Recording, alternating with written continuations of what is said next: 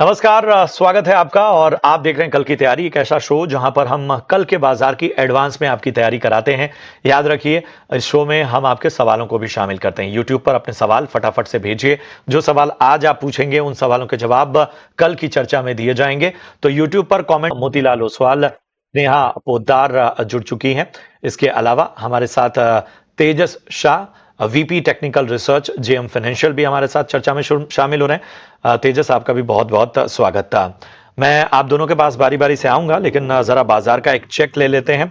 बाजार में अगर हम देखें तो 180 अंकों की तेजी के साथ सेटल हुआ निफ्टी, और यहां पर 25,900 के पास क्लोजिंग हुई। वहीं अगर बैंक निफ्टी की बात करें तो यहां पर 58,250 के पार बंद हुआ। 136 अंकों की तेजी हमें नजर आई, और एक तरह से बढ़िया क्लोजिंग कही जाएगी बाजार की, जिस तरह का मोमेंटम रहा। हालांकि बैंक निफ्टी जो है वो एक वक्त पे थोड़ा और ज्यादा बेहतर था, वहां से थोड़ा हल्का जरूर हुआ।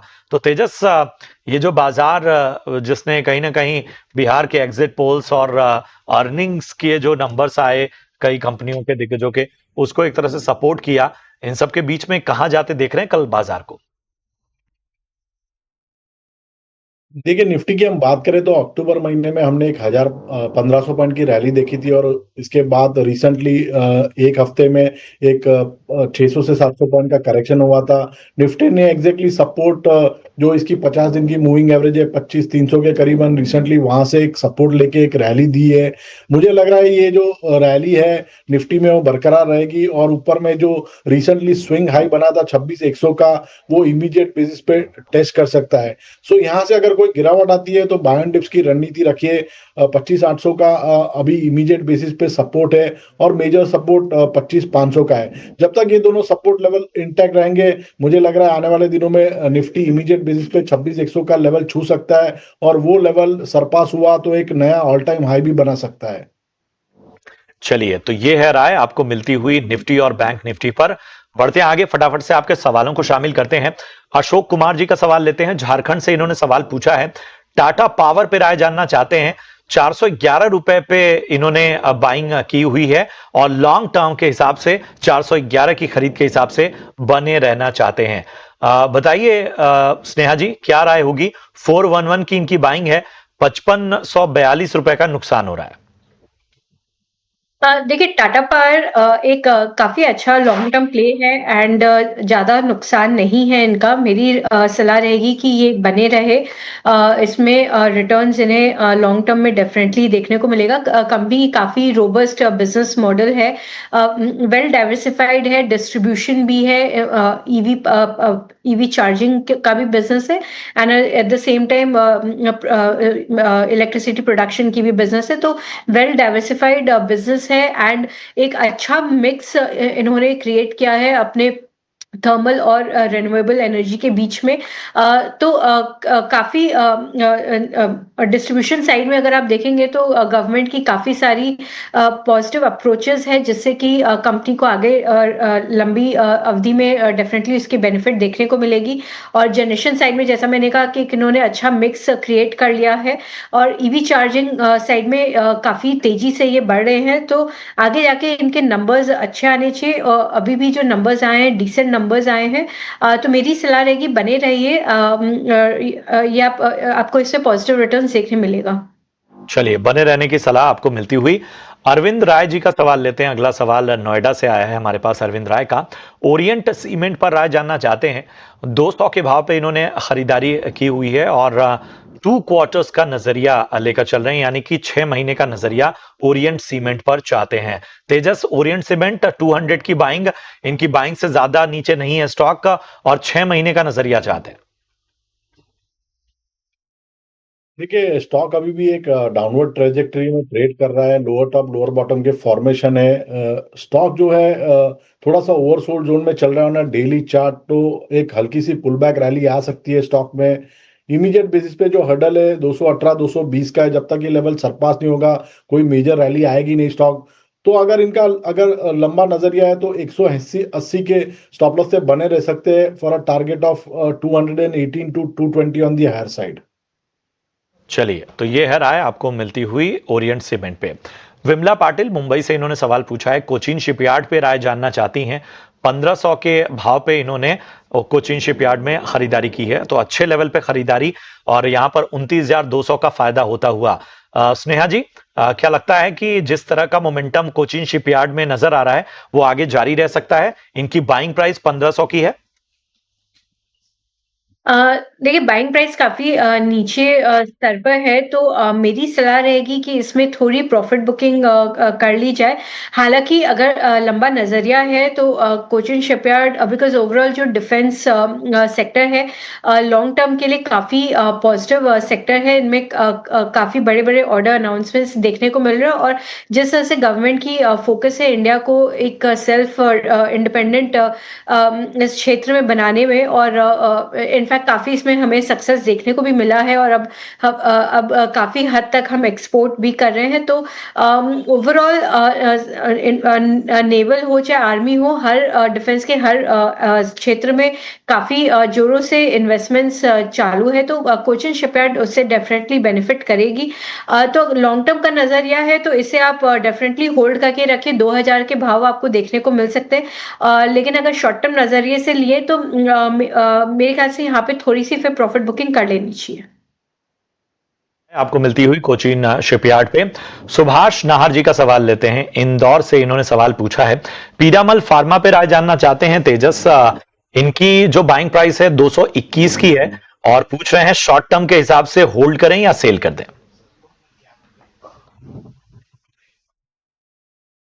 देखिए पिरामल फार्मा की बात करें तो स्टॉक एक कंसोलिडेशन मोड में चल रहा है। नीचे में जो सपोर्ट है वो है करीबन 187 से लेके 190 के करीबन और एट द सेम टाइम 209 210 एक अहम रेजिस्टेंस जोन है। जब तक ये लेवल सरपास नहीं होगा, कोई बड़ी तेजी की उम्मीद ना करे तो जो हिसाब से अभी चार्ट स्ट्रक्चर है थोड़ा सा रेंज बाउंड है तो मैं उनको होल्ड करने की सलाह दूंगा अभी with a stop loss below 187 और इमीडिएट बेसिस पे इसका जो लक्ष्य बैठ के आ रहा है वो आ रहा है 208 210 का।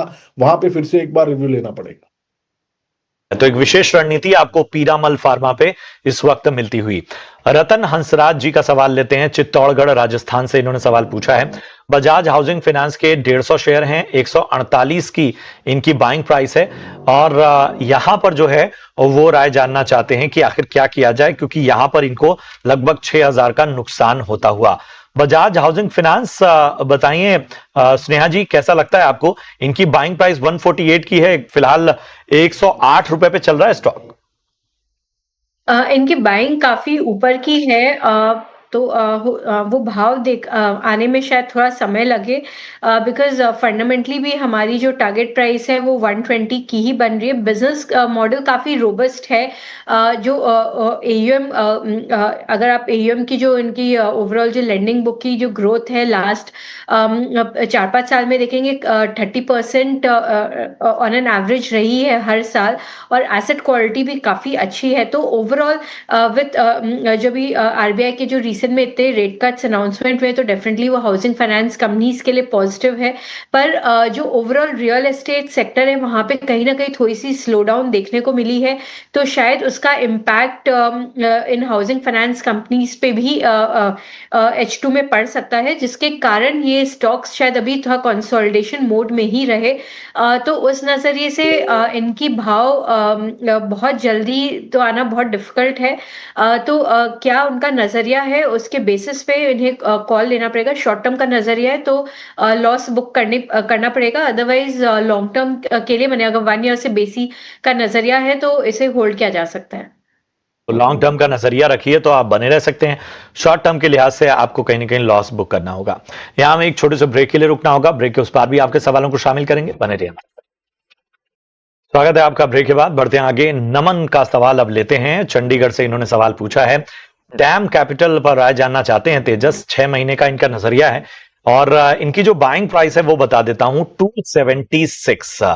डैम कैपिटल 276 की इनकी बाइंग, 3365 रुपए का नुकसान, आज लगभग 2.5% ऊपर। आपकी राय 6 महीने के हिसाब से?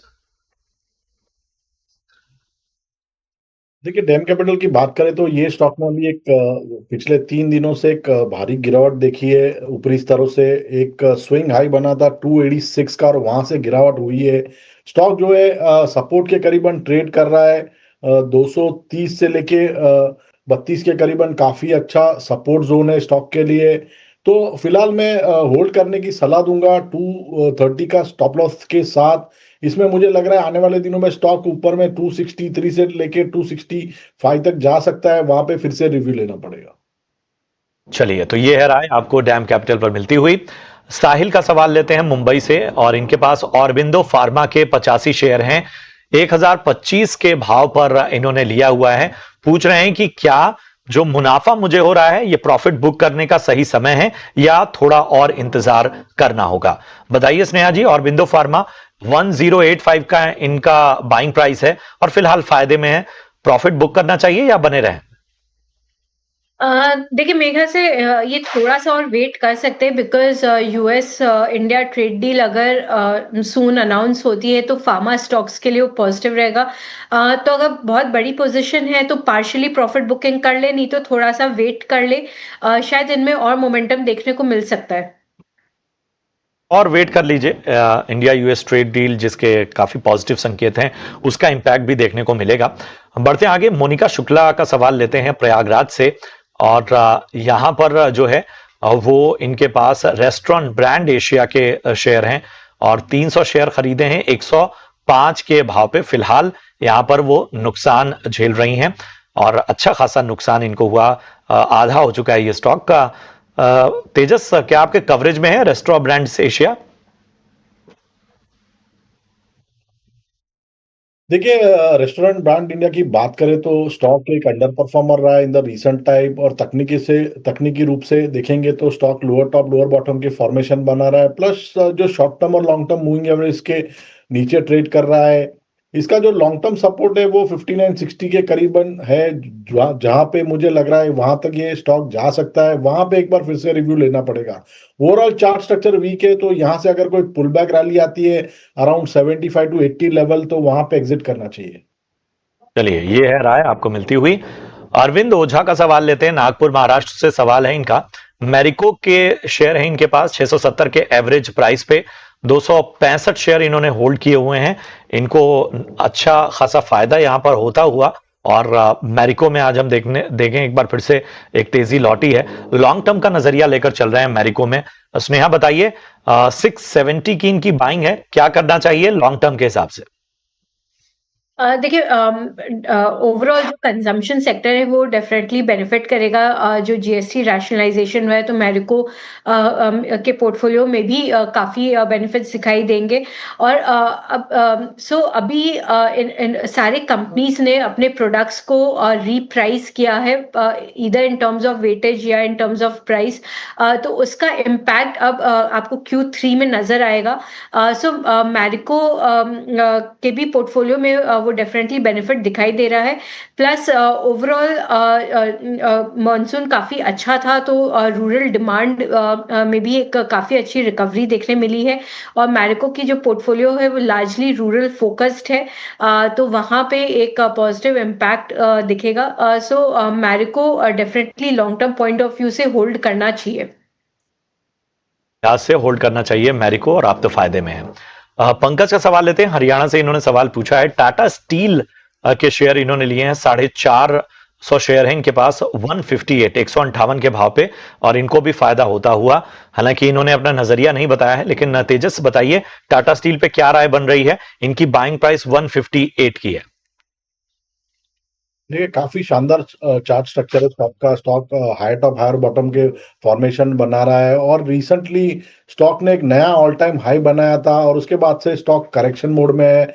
185 187 इसका ऑल टाइम हाई लेवल का रेजिस्टेंस जोन है। मुझे लग रहा है ये एक बार ये सरपास होता है तो स्टॉक में एक फ्रेश बाइंग मोमेंटम आ सकता है, और ऊपर में 205 से लेके 210 तक भी ये स्टॉक जा सकता है।